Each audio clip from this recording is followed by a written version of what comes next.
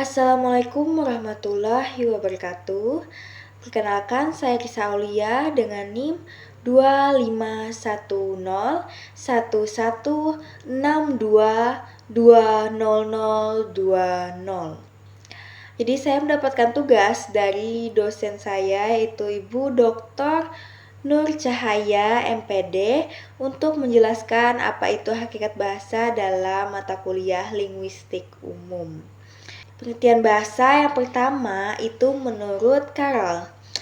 Jadi bahasa adalah sistem bunyi yang digunakan manusia untuk berinteraksi, berkomunikasi, bekerja sama, dan menunjukkan jati diri mereka. Yang kedua itu menurut Bapak Ferdinand de Saussure.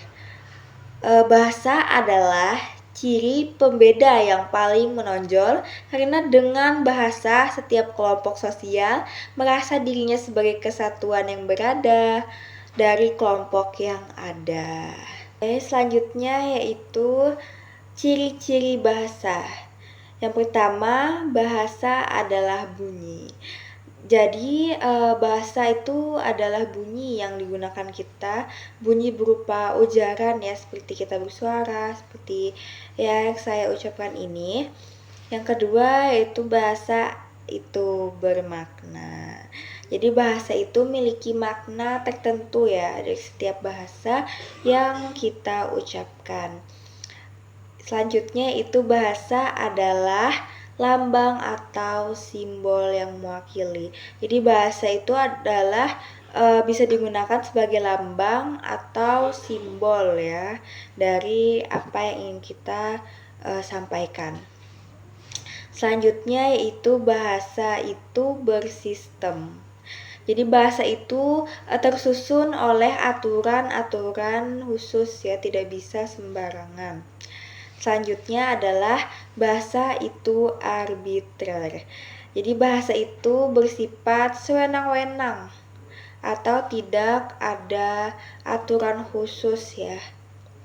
Selanjutnya bahasa itu bersifat konvensional atau bahasa itu berdasarkan kesepakatan masyarakat semuanya.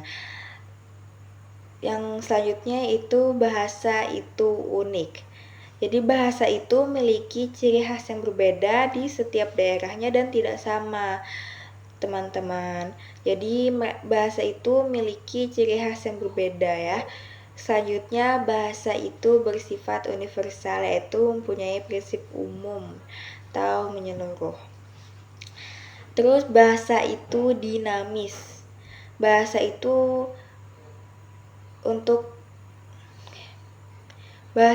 dinamis, yaitu selalu berkembang mengikuti zaman. Bahasa itu produktif, yaitu bahasa menghasilkan kalimat baru. Bahasa itu manusiawi. Hanya manusia yang dapat menyusun kalimat langsung yang bermakna. Jadi hanya manusia yang bisa menyusun kalimat panjang yang bermakna ya, karena hewan dan makhluk hidup yang lain tidak bisa. Selanjutnya yaitu fungsi bahasa. Ya, jadi ada sebutannya Finocchiaro, itu personal, interpersonal, direktif, referensia, dan imajinatif. Yang pertama adalah personal atau diri sendiri ya. Yang kedua interpersonal, yaitu bersama. Dan selanjutnya direktif, yaitu membuat orang mengikuti apa kata kita. Jadi seperti perintah kata yang membuat orang bisa mengikuti apa yang kita perintahkan. Selanjutnya yaitu referensial. Jadi referensial itu adalah bahasa untuk membuat tahu tentang orang lain ya, bisa ceritakan tentang orang lain. Selanjutnya yaitu imajinatif, yaitu imajinatif yang dituangkan dalam bahasa seperti novel, puisi, dan buku-buku cerita. Selanjutnya yaitu holiday atau instrumental, regulatoris, interaksional, personal, heuristik, imajinatif, dan representasional.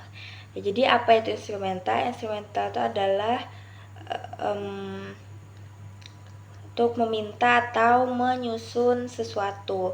Regulatoris yaitu kalimat untuk mengatur dan mengontrol orang. Selanjutnya itu interaksional atau kalimat yang menjalin hubungan sosial dengan orang lain. Selanjutnya personal yaitu menyatakan perasaan atau pendapat. Heuristik yaitu untuk bertanya atau mencari tahu tentang sesuatu. Selanjutnya imajinatif yaitu berkreasi atau menghayal. Representasional yaitu menyampaikan informasi atau menjelaskan sesuatu. Terima kasih kepada semua yang telah menonton, dan mohon maaf karena materi yang saya sampaikan tidak bisa sempurna dan tidak bisa saya jelaskan dengan baik, karena kesempurnaan hanya milik Allah dan kesalahan ada pada diri saya. Assalamualaikum warahmatullahi wabarakatuh.